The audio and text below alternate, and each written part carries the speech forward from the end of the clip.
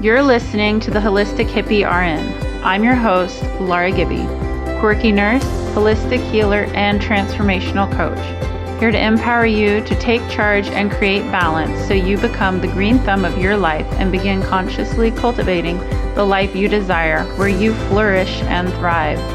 Think of this as the greenhouse of growing possibilities that will challenge your way of thinking through mindset shifting, holistic tips, and energetic upleveling. I am so excited to have you here today, so let's get growing.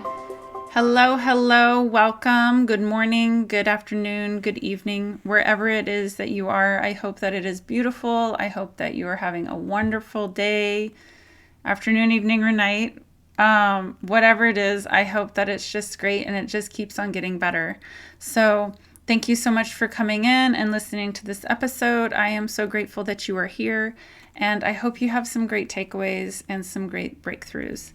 I was thinking about this week, what would I like to talk about? And one of the things I would say that's been on my mind this week is around time management. And it's not the sense of feeling like I don't have enough time. It's the sense of how am I placing my time now that is different from how I might have been doing it last year. And it's the same thing. It's not to say that I didn't have enough time last year, but you're doing different things a year ago.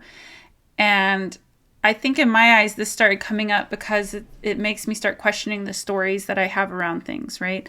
So one of my stories is never really, I don't have enough time, but I know a lot of people who feel like they do not have enough time. So it's good to start scooting underneath and trying to understand where that story is coming from and where it is that feeling of not enough time is coming from. Because once you start looking into where your time is going, you can really start evaluating to how you really want to spend your time. And I say this because like I said, I hear this a lot, that people don't have enough time for things. And I definitely have that happen too, here and there, but for the most part, I feel like there's ways to create time for the things that you would like to create the time for. So the thing is, when you think about how you're spending your time now versus how you were spending it a year ago, what are the stories that you're telling yourself now versus the stories that you were telling yourself a year ago that keep you stuck in the same story, right? So if I'm telling myself I don't have enough time, what was I doing a year ago that I felt like I didn't have enough time? And what am I doing now that makes me feel like I don't have enough time? And how can I shift that to where I feel like I have more time? And how can I assess the things that I'm doing to look at, are some of these things wasting my time, or are some of these things actually being productive in my time? I would say a lot of my social media that I do has to do with my business usually. And I'll spend a certain amount of time going through social media, maybe 15 to 30 minutes a day, to go through, respond to things. If I'm doing a post, then I'll spend the time to create the post. But I have a set amount of time for that. I usually don't watch shows at night. But then there's things that I definitely find I fall down the rabbit hole of. If I pick up a book I love, then I don't want to set it down. And not that that's time wasting, but it's a way of mismanaging my time. And I think reading is one of the most beautiful things. I love to read. So it's hard for me to say that is not always a good use of my time. But sometimes, there's things that I should prioritize a little better. And I would say, look at the ways that you're being and the things that you are allowing into your life, taking up in your life, that are taking time away from things that you actually wish you could be doing. The next time you stop and say, oh, I wish I could do that, but I don't have enough time, that's when you should pause and say, but what's stopping me from having enough time? And there are definitely valid reasons, but make sure that it's not a reason that's created through poorly managed time, I guess you could say, or even a reason that's created through you blocking yourself, you not allowing yourself to do the things you would like because you're setting yourself in front of things you don't like or things that are only mediocre for you. And I say that because I feel like a lot of times we fall down the rabbit hole of watching a show, because there's some very binge-worthy shows out there. But when we do that, we're pushing back all the different things that we could experience in our lives in the here and now. And so that's why when I say look at what were you doing a year ago and what are you doing now that causes you to feel like you don't have enough time. And it could be the hours that you're working in a job. It could be, that you're a dedicated mother chasing around your children. It could be that, you have your college classes that you're taking.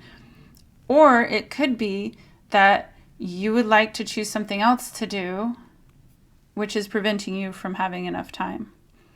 So it's very important to understand that it's kind of like budgeting. Think about like how you budget your money, budget your time in a way. And it's not even to budget, it's more of take that evaluation of your time. Take that look at where your time is going, just like you would take your look at where your money's going to assess like, okay, my money's going here, my money's going here. Holy moly, I didn't realize I had this bill that I was paying because it's been on auto pay and I thought I canceled it. That's a great example of if you were to be doing that with your time, like, wow, I didn't even realize my time was going out the window because of this XYZ routine thing that happens every single day that it's like you realize it, but you don't realize it. And the point of this is you're becoming so much more mindful with yourself on a whole different level than you were before, because you can go throughout the day, every single day, day in and day out, and the day can fly by and the week can fly by and the month can fly by and you're like, where did the time go?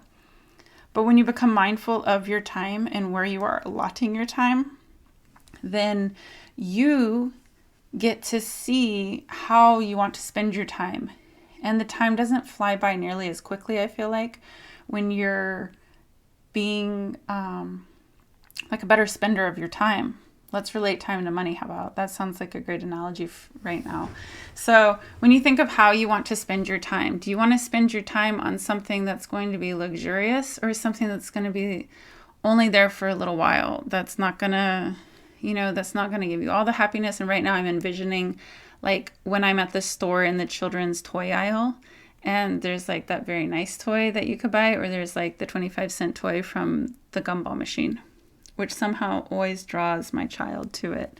And I don't, it's like, no, do not buy another 25-cent toy out of that machine because they just pile up. And that's the same thing, do you want to spend your time on being present in this really great memory of something that you've been really wanting to do? Or do you want to spend your time on something that's just going to blip in and blip back out of your life, like say a show?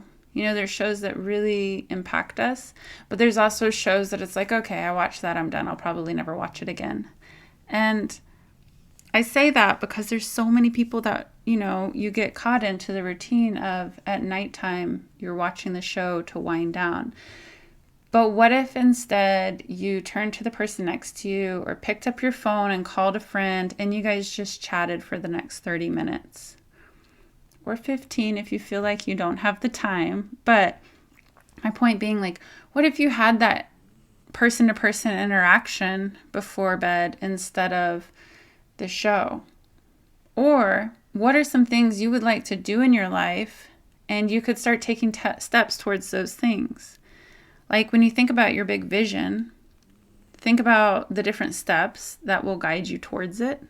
And a lot of times I also talk about inspired action and taking inspired action. So what kind of inspired action can you do with the time that you have allotted for free time even, but like the time that you have available that you've been filling up with other stuff? What can you do to start those small steps towards your vision? And how can that start playing into your life? And sometimes we get a little resistant around, well, there's so much that I would need to do to start, my alpaca farm, let's say. Because I always joke about how I would love alpaca in my vision. I think they're so cool looking, so I just love those little guys. But anyways, I always say that's in my vision. And when I think about that, what's a small step towards that? Well, a small step towards that could be something to do with even just visualizing alpaca. But, some small step would be learning about that, learning about what it's like to live off the land, learning about what it's like to be in nature, learning about what will create that kind of energetic vibration for me to live in that shifts into my vision. So I can take the time doing that at night when I'm winding down, learning about that stuff, being in that energy, things like that. I can take that time, or I can take the time to do something that is less productive. And it's not that you need to be productive all the time, because it's really good to also make sure you do have that time for your brain to just kind of relax and breathe.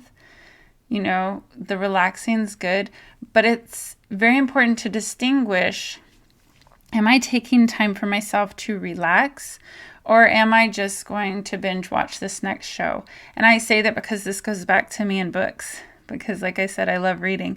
So am I taking the time to sit and read a good book because I want my brain to just pause and breathe and relax? Or is it because I'm kind of fixated on this book and it's such a good story and I don't want to put it down because right now this is what I want the most? And in doing that, I'm kind of just pushing aside that vision that I could be working towards, And the other thing is too, once you start working towards your vision, then you start finding that joy in those small steps that you're taking. When you have that vision in mind, you're finding the joy in the steps you're taking towards the vision. That's why it's so important to be clear on what you would like, because then it's like you see that vision as you're on the stretch towards the vision, and you get excited over the different steps that you get to take going towards it. And I think that's just one of the most important things, is to understand how you're spending your time on what. And are the things you're spending your time on going to be towards your growth in your life or towards your vision? Are they making you a better person for who you are? Are they giving you the relaxed time that you need? Have you identified the relaxed time that you need?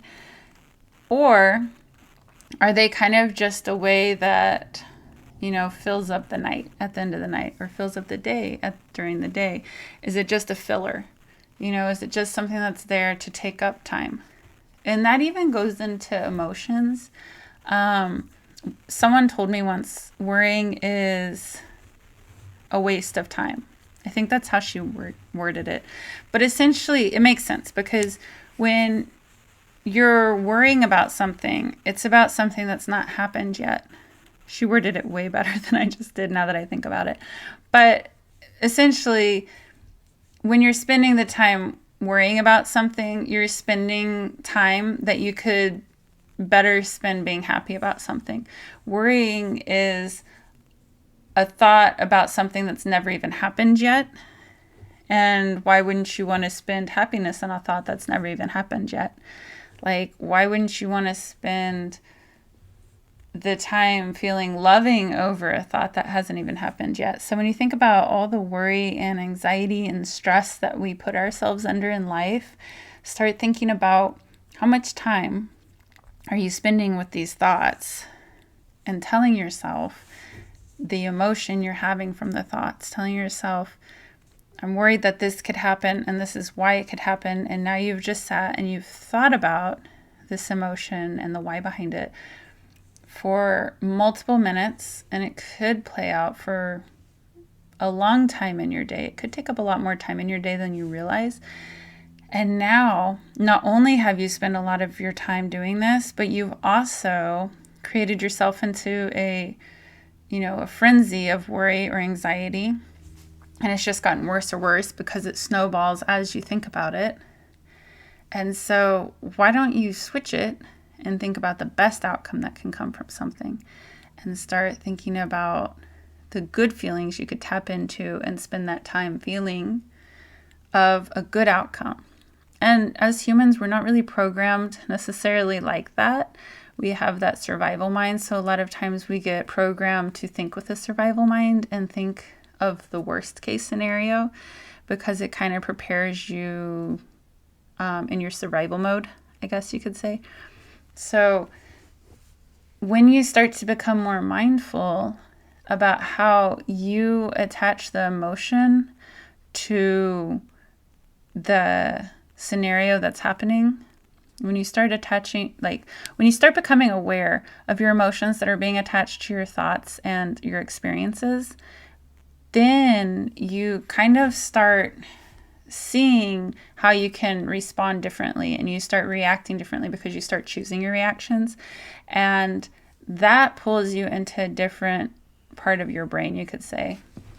It pulls you out of living in this survival pattern to living in a chosen response pattern, essentially. And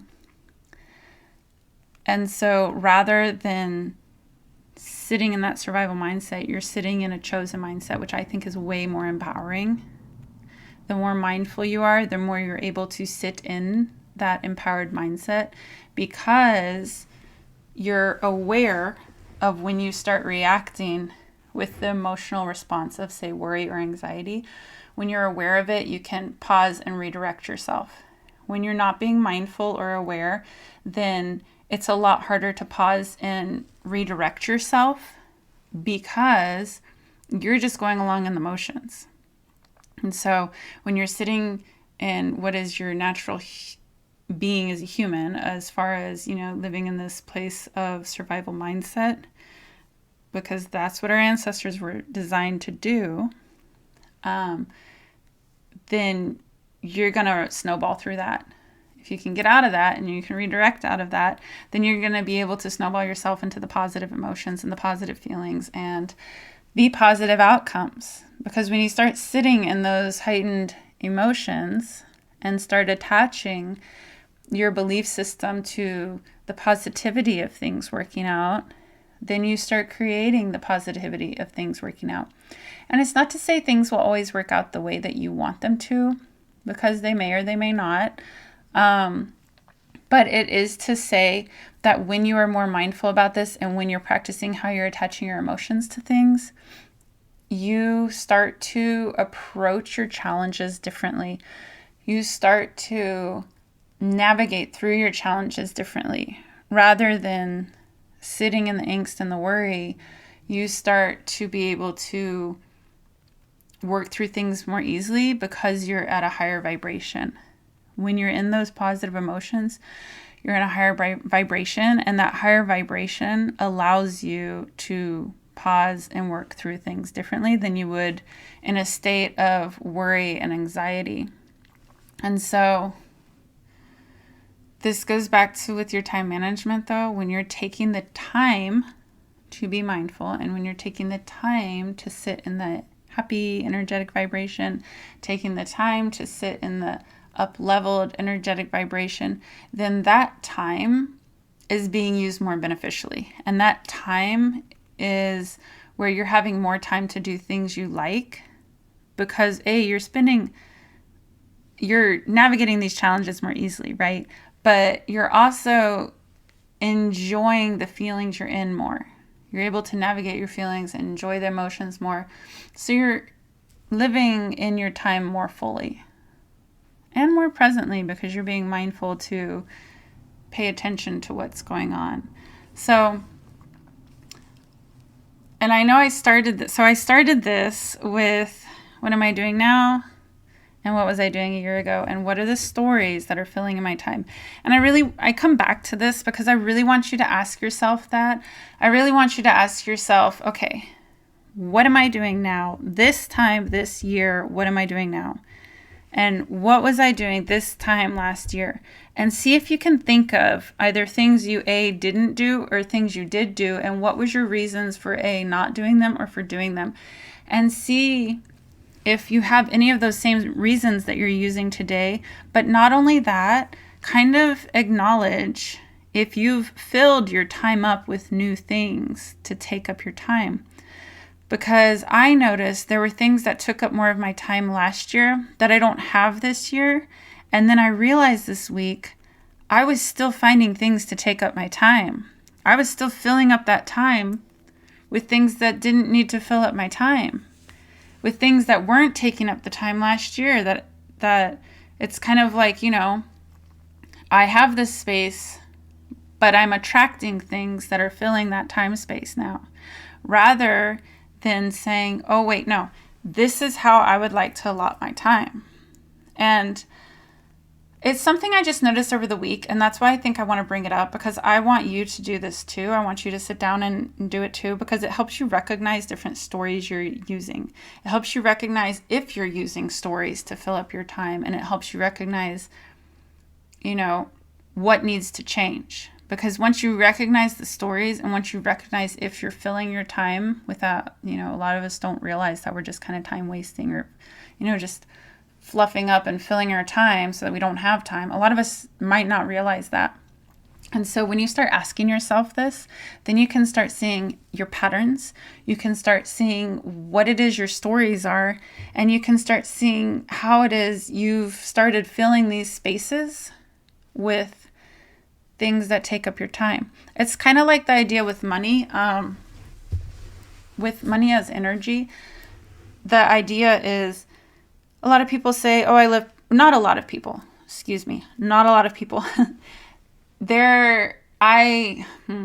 used to be a person. I'll start with this because I've heard it from many people, and I used to be here.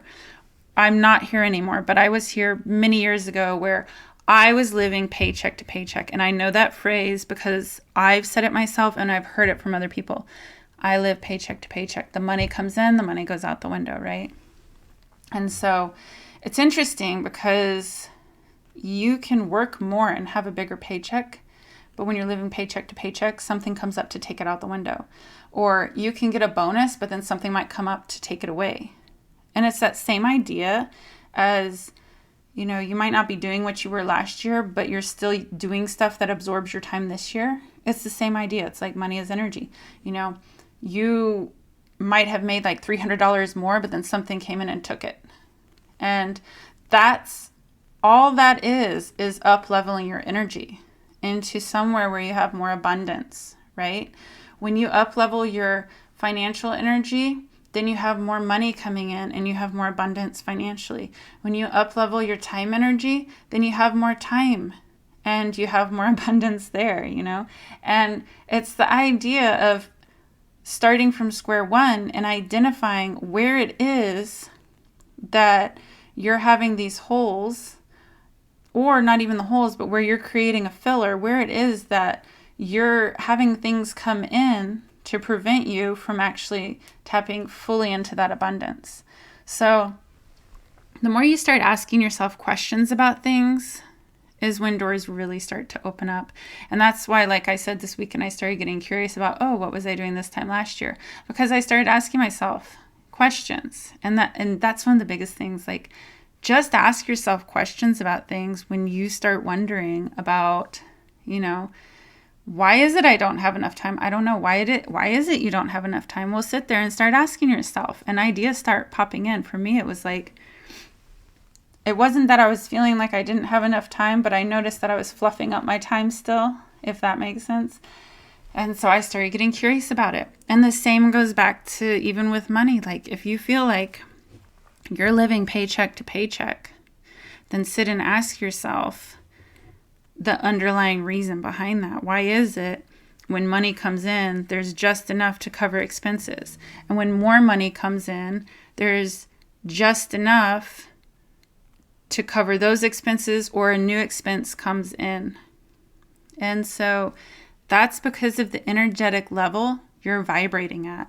And when you start popping into higher levels, then that shifts. When you start, for me, I was talking about time management. So for me, it's like, okay, so now I've identified where my time has been going. That really good book I was reading, I probably should put that down and read it as a relaxation reward, whatever you want to call it, but I should identify what it is behind that to shift that, right? And then you up level. When you up level that vibration of, I have all the time I need to get done what I would like to get done. I have all the time I need to write an ebook. Or I have all the time I need to write my next course. Because for me right now, I am writing an ebook, and it's going to be behind part of my next course, which is going to be about the green thumb life.